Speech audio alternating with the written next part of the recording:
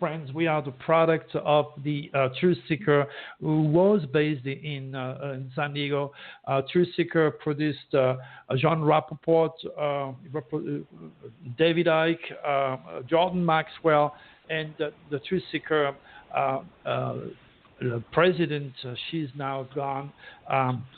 She had the power to handle thousands upon thousands of dollars that were left to her by somebody. She was the president, and the person who died made it very clear by saying to her before he died, I want this money to be used only for people who are fighting religion, fighting for the truth. And then they invest on David Icke hundreds of thousands of dollars, and they give me nothing at that time. But hey, that's what it is. But we were very, very close. I used to guide him every single day, wherever he was in the world. He called me, email me, Louis, what's going on this, what's going on that. Him and his wife Pamela, and then we kind of departed because I told him that David, he told me that he was going to write a book about the reptilians. And during those days, in 1995 and 1996, he says to me, I'm going to go to the Isle of Wight. And I said, David, listen, the tail of the dragon is in your subconscious. And he said, I don't care. What does it mean? I said, well, you're not going to be able to distinguish reality from fiction. And then, well, what do you mean by that? I said, you're going to be playing with forces you don't understand. The next thing happened, he saw those reptilians, which he called the reptilians, by the way. But Draco corrected me by saying the real name is reptilius, and then you have the draconis. So anyway, and then he saw those entities, and then because he saw those entities with his own eyes, by dwelling into the superconscious, he was able to enter the archetypal realm of supracosmic consciousness by accident. Either he was tired, either he was smoking pot or drinking wine too much, or being alone for too long in that island when he was writing his book, but he was able to tap on that energy. And that's why he says that the Queen of England or every famous people turn into a lizard. And that's what I said to him, that's wrong. You are leading people the wrong way. That's not what's happening. Those entities can only interact psychically. They don't turn people into lizards, and then we become enemies. And I stopped signing my books and guiding him, and I made a couple of predictions since then that came to pass.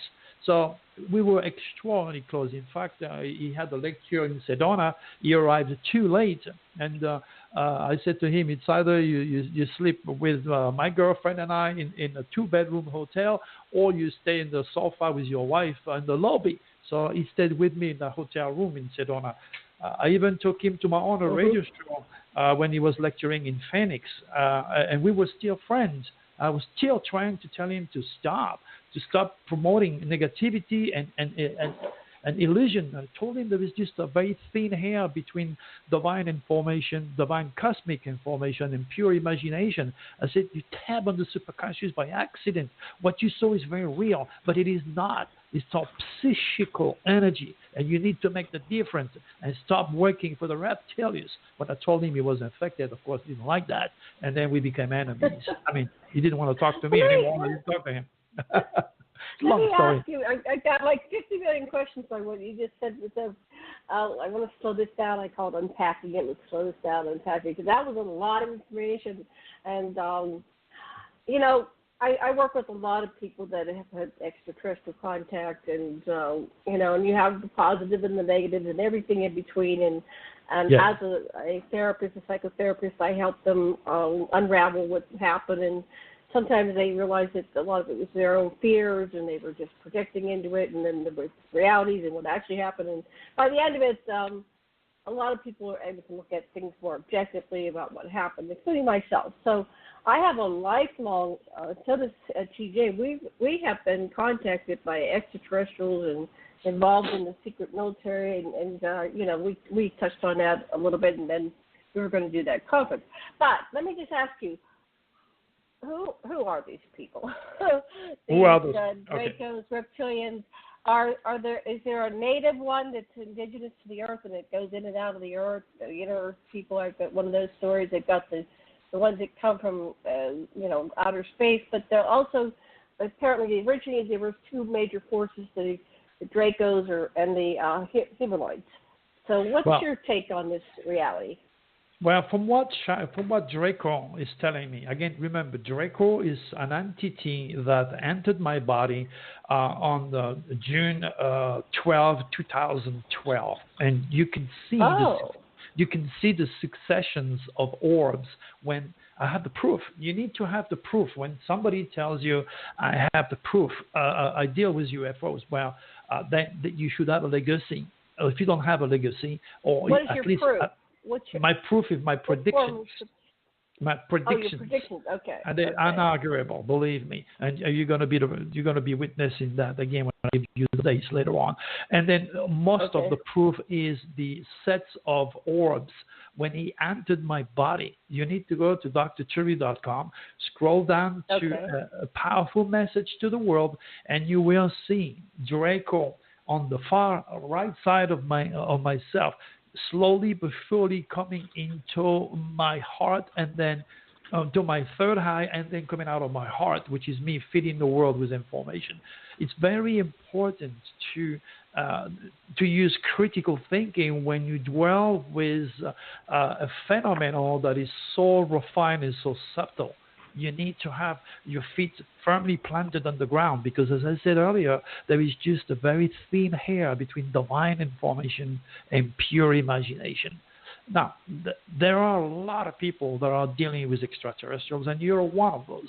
Okay, it's at the psychical level, it's physical. This is your own experience. Now, you have to understand also that people can relate to each other because of their experiences, their intelligence, their education, and most of all, their stars. There are people that you're going to be walking next to them. Their magnetism, their chemistry is so negative that you're going to have a fight with them at the psychical level. You won't like this person, and this person will never like you. That is happening all the time. It's psychical between human being, and it's psychical between human being and extraterrestrials. Now, again, we have to go back to the roots. There are only two forces, positive and negative. We understand that. Without a God, there is no devil. Without a woman, there is no man. Without a positive, there is no negative. We understand that. Now, there is only two groups of extraterrestrials and millions of names to classify them. Okay? I only use two terms. The fallen angel to represent the draconians, okay, and or the reptilians, and there is all the names. And then you have the benevolent extraterrestrials. These are the draconians, not to mix with the draconians, which are negative. Now, the negative reptilians or the draconians, more draconis, important, stimulate scientists to use technology to create technology that end up building nukes or poison gas, okay, or guns to kill, to destroy. That's the forces of evil. That's the negative. Then you have the draconis, or stimulate the minds of people and scientists to create a technology that helps your heart or to help your eyes. Or there is a person that was led during the German during Hitler time. Von Braun, you heard that is Werner von Braun. Yeah, he developed the V1 and the V2. At the beginning, when he was working for Hitler, he was under the jurisdictions of the nasty reptilians. Then when he became in the United States, he was also under the command and the jurisdiction of the negative reptilians, because that led to develop nukes and to develop missiles and this of nature. At the same time, he was later on, that energy was turned around by the draconis, which helped us to develop technology to go on the moon, or technology to go and visit Mars. So you need to understand how that energy of yin and yang, positive and negative, you need to understand that life cannot be without our opposites. You cannot have a day without a night or a God without a devil. You need that polarity in order for life and consciousness to take place. Now, a child of 1 or 2 year old, if you use logic, is negative because he doesn't have any experience. As he grows up, he gathers more information, he gathers more intelligence, he gathers more positivity, and he gets led by the light, so to speak. So we are all, including myself, every single day bombarded by both the reptilians and the draconis, positively and negatively, and it's extremely difficult to be positive for a long time. Now, the draconis have goodies, and so have the reptilians. The reptilians' favorite goodies are drugs, alcohol, legal or illegal drugs, meaning pot and medication. They use technology, like letting the children watch deadly video games. And then, if you see a movie with Zorro, I remember when I was a kid, I was outside, I thought I was Zorro. Tells you how it affects your mind. So it's important to realize that depending on your behavior, let's say you're a young mother and you drink a lot. You're young, you party, you smoke pot, you don't know better. The next thing you know, you go to bed, and next thing you know, you find yourself pregnant. The next thing you know, the child in your fetus has been manipulated by the reptilians. And the reptilians are going to make sure by manipulating the gene of this child is going to become autistic, it's going to become Down syndrome, gay or lesbian. The reptilians are working overtime to make sure that there is a serious expansion of gays and lesbians because they do not reproduce. So the more gays and lesbians there are out there, the more power to the reptilian agenda, because that leads us to extinction in the future. Now, it is, I say it really offends people. Excuse me? Yeah. Well, let me ask you something on that. Please.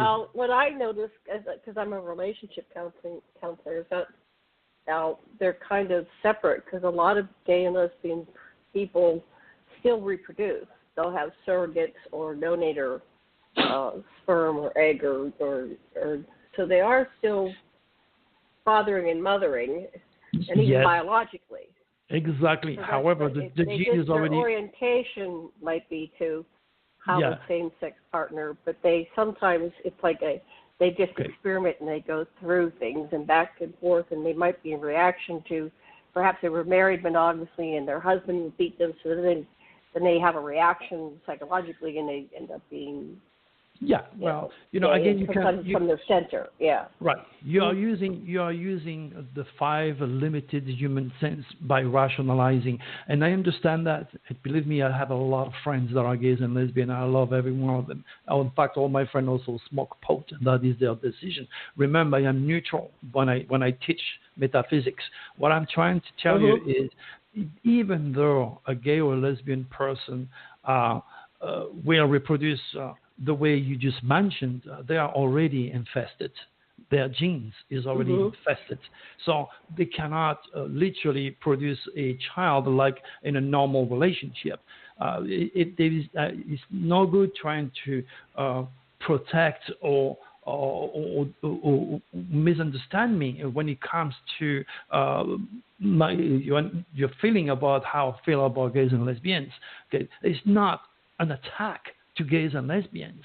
It's just an explanation that science will never be able to come close to. It's a reality of things that society, whether it be the religious society or the scientific society, will never ever be able to assimilate, because they are not ready to accept the mind-boggling, far-fetched information that I channel from Draco. This is not a direct attack to those people or their productive ability. I understand that. Okay, it's very important. I'm looking at that. I'm not having personal investment. I'm very objective, and I'm looking at the whole phenomenon. So we have the original God source, the God figure that came down to earth and says, "Go fruitful, be and multiply," and then it's like there's no off switch. It's like, okay, we're going on 10 billion. When do we stop? No, just keep being fruitful and multiply. And then